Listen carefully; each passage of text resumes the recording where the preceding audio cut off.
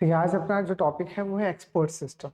ठीक है, तो एआई जिस चीज के लिए जाना जाता है वो है एक्सपर्ट सिस्टम के लिए। तो एक्सपर्ट सिस्टम का मीनिंग क्या है? जैसे हम नॉर्मल लाइफ में बोलते हैं कि you are the expert in that subject.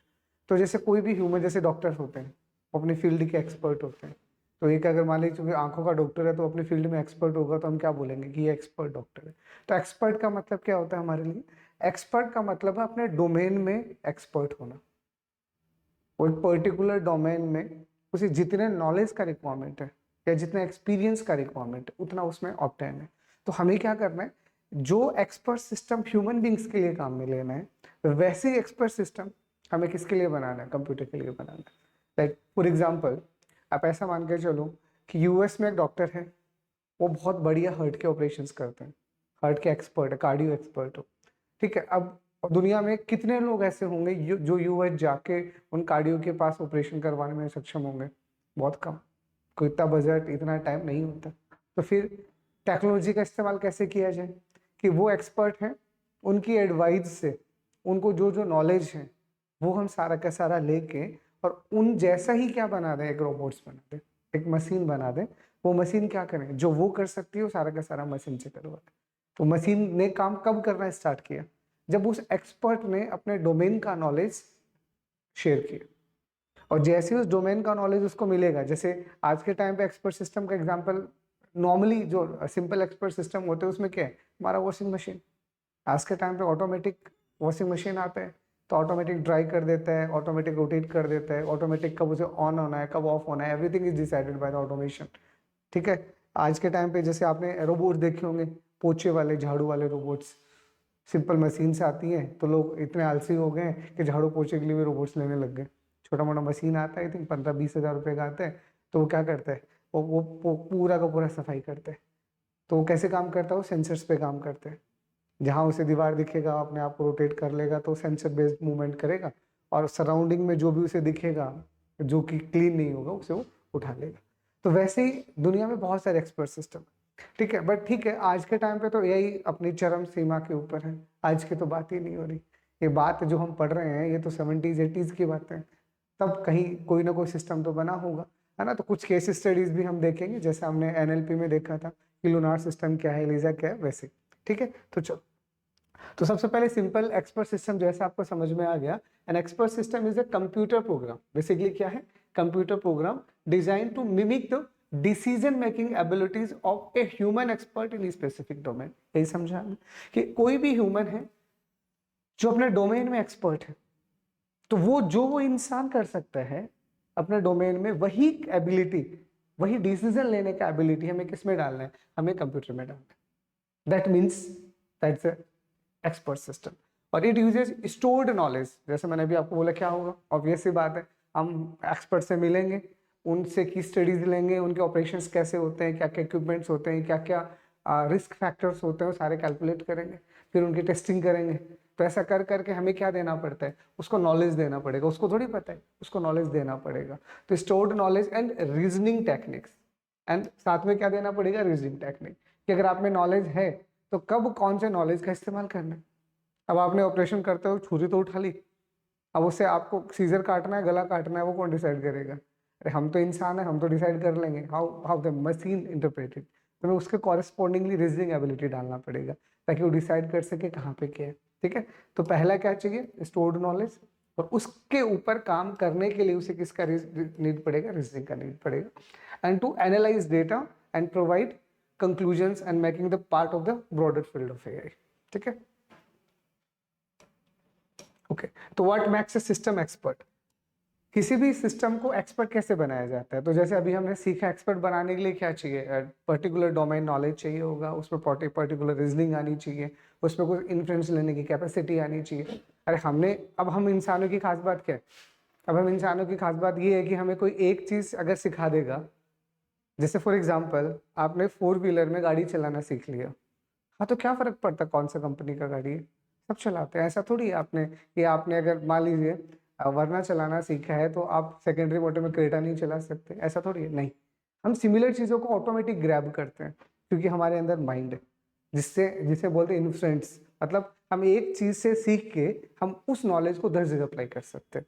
पर ऐसा मशीन कर सकती है? आज के टाइम पे तो कर सकती है। अरे आयरन मैन वाला जावेद, तो लास्ट में जो आयरन मैन वाला मूवी बना था, तो रोबोट क्या होता था? रोबोट खुद रोबोट बना रहा है भाई।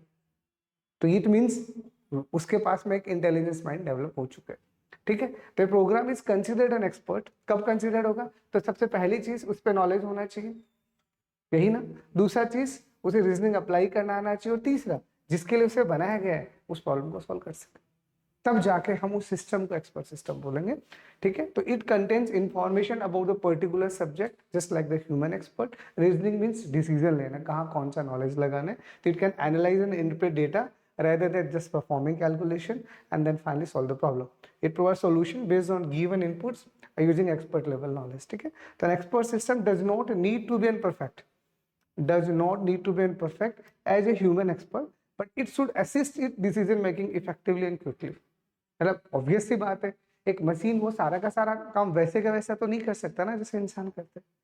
हाँ, लेकिन उस जैसा करने की कोशिश, ऐसा असिस्ट तो कर सकता है, असिस्ट तो कर सकता है। आप पे नॉलेज है, आपने रोबोट्स को साथ में लगा दिया सर्जरी के लिए, तो आपका हेल्प करेगा, असिस्ट करेगा, आपको नॉलेज देगा कि अब ये करो, अब ये करो, अब ये करो, तो उसमें रिस्क फैक्टर कम हो जाता है। ठीक है, what is an expert system? तो हमने सीख ही लिया क्या है। तो N expert system consist of first of knowledge base, second inference engine, and third is a user interface. ये तीन की कंपोनेंट्स होते हैं, और भी हैं जो अपन बाद में डिस्कस करेंगे। बट अगर एक्सपर्ट सिस्टम बनाना है तो एक्सपर्ट सिस्टम में तीन चीजें होंगी। पहले उसमें नॉलेज होगा, जैसे अभी हमने सीखा क्या होगा, किसी भी ह्यूमन एक्सपर्ट्स के पास जाएंगे और उनसे सारा का सारा डेटा लेंगे, भाई तेरे में इतने ज्ञान है, मैं दे दे।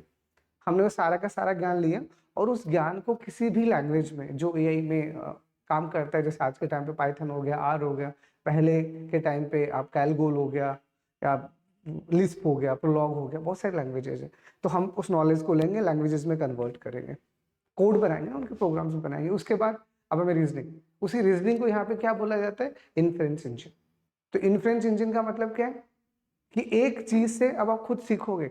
हमने आपको बोला 2 + 2 4 होता है, तो आप ये भी बता सकते हो 2 + 3 5 भी होते हैं, और आप ये भी बता सकते हो कि 5 + 7 12 भी होते हैं। मतलब हमने आपको थोड़ा सिखाया, उस थोड़े से आपने सब कुछ सीख लिया। तो कैसे सीखोगे? That is called inference. Inference का मतलब है कुछ नॉलेज हमने दिया, और हमने जो आपको नॉलेज दिया उसी से आपने अपने आप ही सीखना स्टार्ट कर दिया। आपने अपने आप ही सीखना, उसे कहते हैं इन्फर्ड। इन्फर्ड का मतलब होता है डिराइव करना। तो पहले नॉलेज बेस आ गया, a collection of facts, rules and heuristic based on expert knowledge. दूसरा आपका इन्फ्रेंस है, ये रीजनिंग है, तो रीजनिंग ही नहीं, mechanism that applies logic to the knowledge based to analyse data and draw conclusion. Inference का मीनिंग ही है कंक्लूजन निकालना। ठीक है, और तीसरा यूजर इंटरफेस तो होगा ही ना।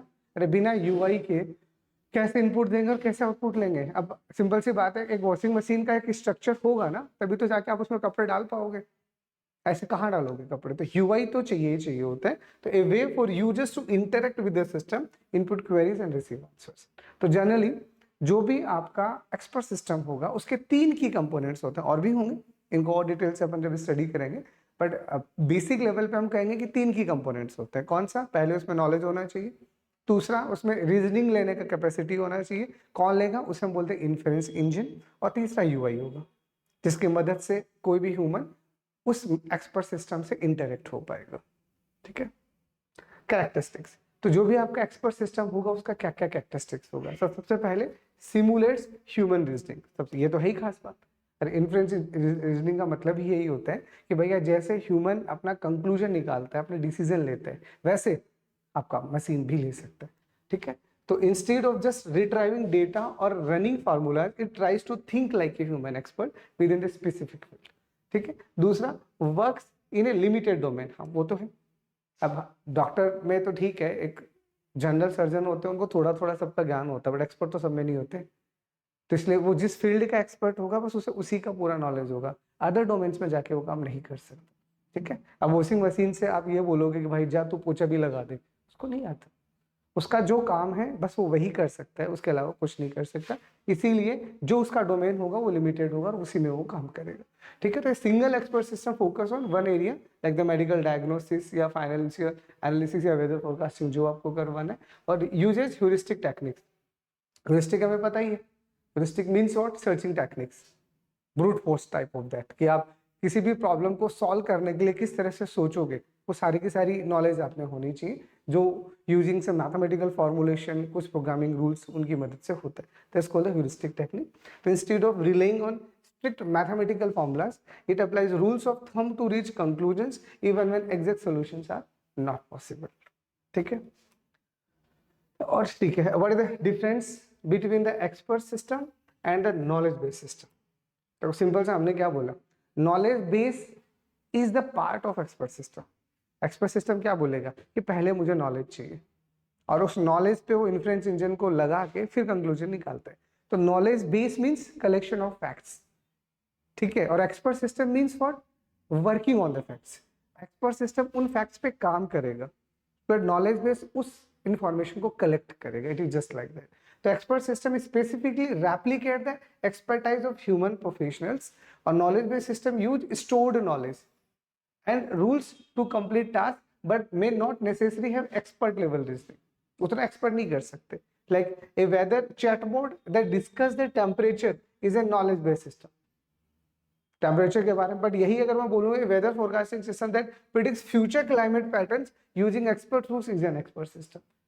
अभी टेम्परेचर क्या है वो बताना मतलब नॉलेज है, आज से 10 दिन बाद क्या होगा वो बताना वो एक्सपर्ट सिस्टम का काम होता है। क्योंकि 10 दिन बाद क्या होगा वो इस चीज को कैसे बताएगा कि अब से 20 साल पहले आज के दिन क्या क्या रहा होगा, सारा डेटा है उसके पास में।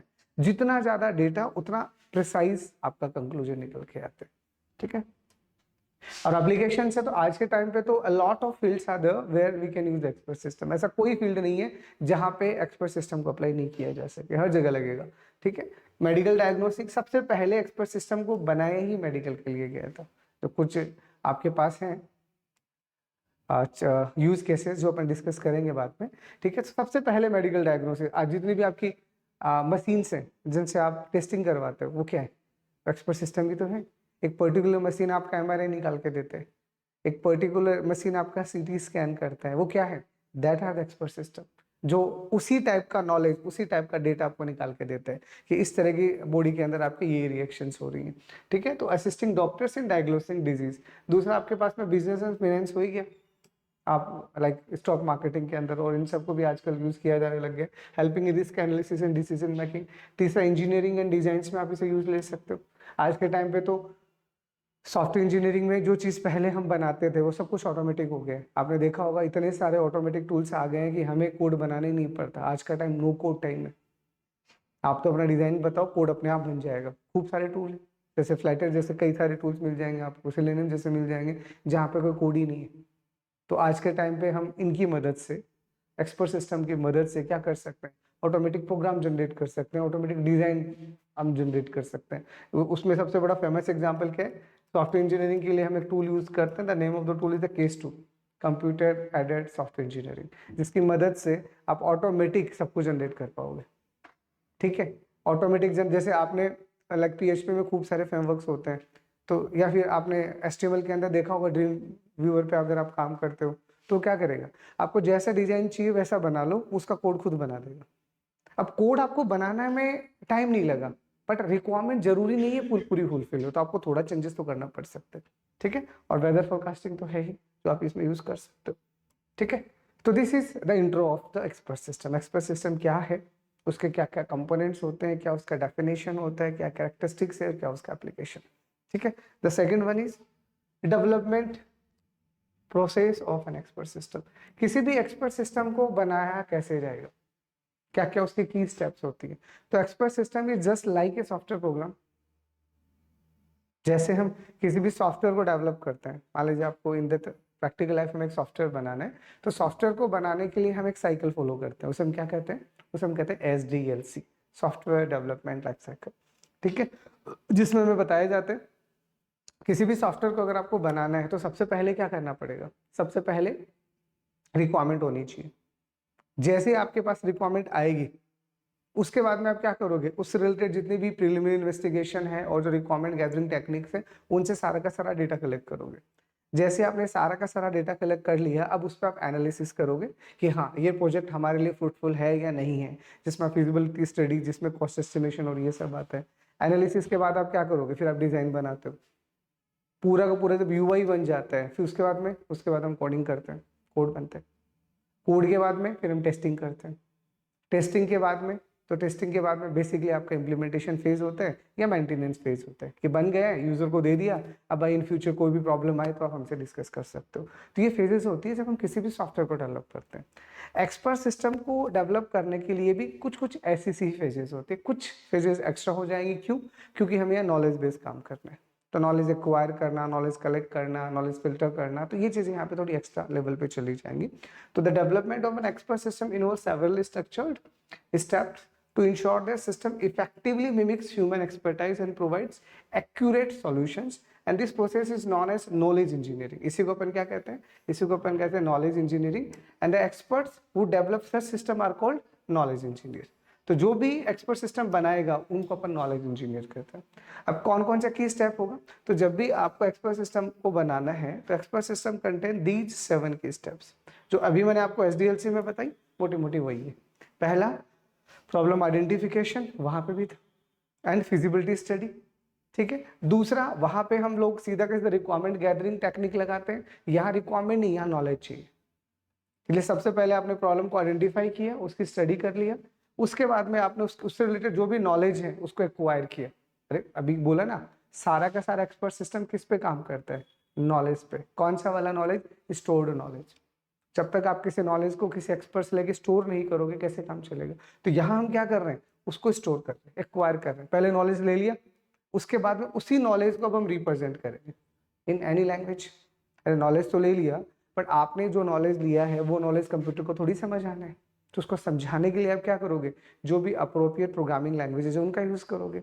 जैसे आपने नॉलेज को रिप्रेजेंट कर दिया, अब आपका पूरा का पूरा फेज वही है जो सॉफ्टवेयर के अंदर है। फिर आप डिजाइन और डेवलपमेंट करोगे, फिर इम्प्लीमेंटेशन एंड टेस्टिंग करोगे, फिर इवेल्युएशन करोगे, और फिर लास्ट में मेंटेनेंस करोगे। तो ये वाली फेज तो वही है जो SDLC के अंदर होती है। अब वन बाय वन करके एक एक फेज को समझते हैं। तो सबसे पहला हमारे पास आता है problem identification and feasibility study. तो सिंपल सी बात, आप एक्सपर्ट सिस्टम बना रहे हो, तो एक्सपर्ट सिस्टम का मीनिंग क्या है? किसी पर्टिकुलर डोमेन के अंदर उस सिस्टम को बनाना। तो first of all you identify it कि इस डोमेन में इस एक्सपर्ट सिस्टम की नीड तो है। अगर नीड है तो उससे रिलेटेड आप सारा का सारा प्रॉब्लम आइडेंटिफाई करोगे। आइडेंटिफाई करने के बाद में उसका फिजिबिलिटी चेक करोगे। फिजिबिलिटी का मतलब, अब आपने प्लान तो कर लिया कि हमें इस टाइप का एक्सपर्ट सिस्टम बनाना है, बट क्या सच में बन सकते हैं? अब आपने तो बोल दिया कि नहीं, हमें तो एक वॉच बनानी है जिसमें हम टाइम मशीन के थ्रू टाइम ट्रेवल कर सकें। हाँ, तो आपने तो प्लान कर लिया कि आपको टाइम ट्रेवलिंग मशीन बनानी है, अच्छी बात है, चलो बनाओ उसका एक्सपर्ट सिस्टम। बट क्या वो प्रैक्टिकली फिजिबल है? प्रैक्टिकली फिजिबिलिटी का मतलब उसको बनाने के लिए जो टेक्नोलॉजी का नीड है, क्या वो एग्जिस्ट करती है? पता चलता है उस लायक को टेक्नोलॉजी। आज टाइम मशीन क्यों नहीं बनाई जा सकती? क्योंकि जितनी फिजिक्स हमारे पास अवेलेबल है और जितना नॉलेज हम ह्यूमन बींग्स में है वो सफिशिएंट नहीं है। पर हो सकता है आने वाले 2-5-7 साल के अंदर कोई ऐसा टेक्नोलॉजी बन जाए जिसकी मदद से उसे बनाया जा सके, क्योंकि फिजिक्स में ऐसे अभी हुए ही नहीं है, तो कोई ना कोई कॉन्सेप्ट आ जाएंगे। तो that means the problem identification and feasibility study. तो the first step is the problem identification and feasibility study, where the goal is to determine if an expert system is right solution for the specific domain.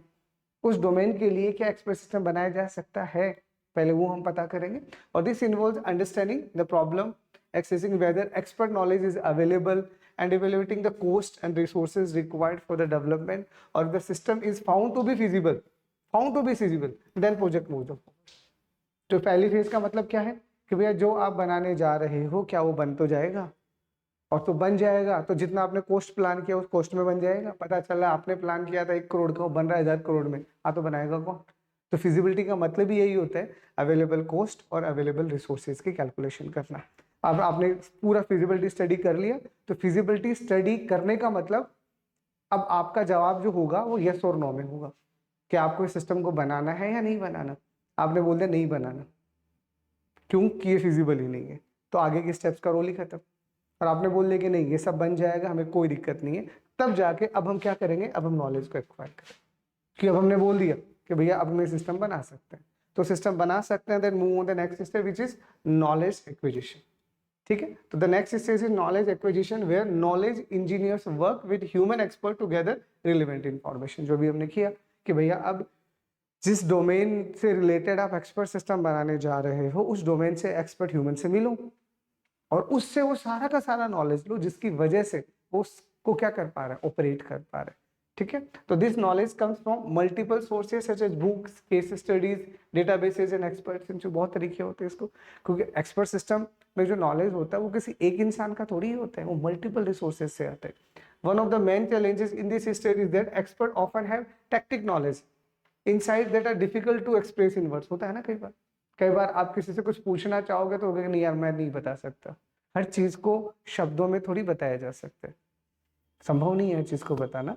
ठीक है, to overcome this engineers carefully extract and structures knowledge in a format suitable for the expert system. इसी के लिए कुछ ना कुछ formats ऐसे होंगे कि ठीक है आप जैसे बता सको वैसे बता दो, we can think about it. ठीक है, तो पहला फेज प्रॉब्लम को आइडेंटिफाई किया और उस पर फिजिबिलिटी स्टडी लगा दिया।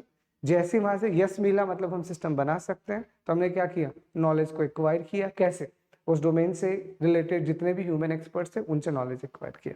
उसके बाद में अब हमारे पास आएगा नॉलेज रिप्रेजेंटेशन। अब सारा का सारा नॉलेज आपने एक्वायर कर लिया, तब उस नॉलेज को किसी न किसी लैंग्वेज में रिप्रेजेंट करोगे ना, ताकि वो सिस्टम, कंप्यूटर सिस्टम उसे प्रॉपर्ली समझ पाए। तो once the knowledge is collected it must be organized and represented in a way that a computer can understand. That's very important.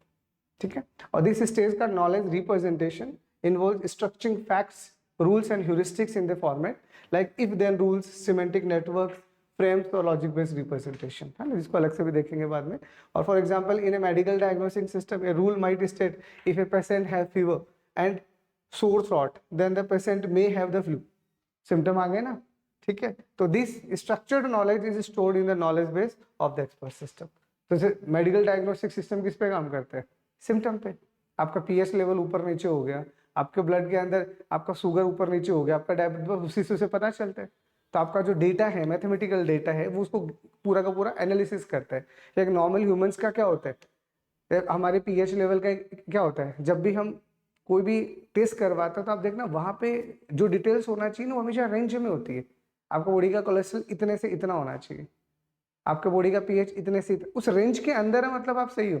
अगर उस रेंज से कम या उस रेंज से ज्यादा, मतलब आपको कोई ना कोई बीमारी है। तो ये कहाँ से पता चल रहा है, ये इस नॉलेज रिप्रेजेंटेशन से पता चल रहा है। ठीक है, उसके बाद अब आप जाके क्या करोगे, उस सिस्टम को डिजाइन करोगे और डेवलप करोगे। तो after structuring the knowledge the system is designed and developed by integrating three main components: knowledge base, inference engine and user interface। तो हम पहले देख चुके, एक्सपर्ट सिस्टम में तीन ही तो कंपोनेंट होंगे, तीनों के तीनों पहले नॉलेज दे दिया, फिर इन्फ्रेंस इंजन लगा दिया, फिर यूआई बना दिया। तो इन तीनों को अब हमें प्रॉपर बनाना है यहाँ पे, ठीक है। और the inference engine is responsible for applying logical reasoning to the knowledge base to reach conclusions, while the user interface allows users to interact with the system, जो अपन ने देख लिया। And the programming language like Python, Prolog or Lisp can expert system tools like Clips and JS are often used in this system। तो normally जो सबसे ज्यादा popular language है Prolog और Lisp, तो भी पुराना हो चुका है। Right now you know that very well, Python is more popular. ठीक है, उसके बाद में हम क्या करेंगे, इंप्लीमेंटेशन और टेस्टिंग करेंगे। चलो ठीक है, अब सारा काम हो गया, तो अब करो भैया उसकी इंप्लीमेंटेशन और टेस्टिंग। तो once the expert system is developed it undergoes testing and validation to ensure it provides accurate and reliable results। अब उसकी टेस्टिंग होगी, अलग अलग डेटा के ऊपर उनसे अलग अलग रिजल्ट्स लिए जाएंगे। अब सिंपल सा, अब एक बात बताओ, किसी मशीन ने, आप किसी से टेस्टिंग करवाने गए, कोई भी जांच करवाने गए, और उस मशीन ने आपको जबरदस्ती आपकी बॉडी में आइडेंटिफाई कर लिया ट्यूमर और कैंसर बता दिया आपको डॉक्टर अंदर जाके तो देखना नहीं है। किसी भी डॉक्टर को अगर आपका ट्रीटमेंट करना है तो किसके बिहाफ पे ट्रीटमेंट करते हैं, आपकी मेडिकल रिपोर्ट। अब मेडिकल रिपोर्ट ही गलत होगी तो गए आप काम से। मतलब एक ऐसा बीमारी जो आपको है ही नहीं, जबरदस्ती उसको आपको डायग्नोस करना पड़ेगा। इसलिए यहाँ पे टेस्टिंग बहुत ज्यादा इंपॉर्टेंट होता है। आपने सिस्टम बना दिया वो इंपॉर्टेंट नहीं है, सिस्टम सही काम करे वो ज्यादा इंपॉर्टेंट है। तो a lot of testing phases are developed है।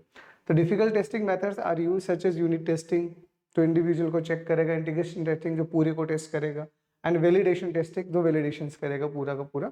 और the system fails to provide correct solution, adjustments are made to refine its reasoning process. अगर आपका सिस्टम फेल है, इसका मतलब उसका इन्फ्रेंस इंजन सही काम नहीं कर रहा, सही रिजल्ट नहीं दे रहा ना।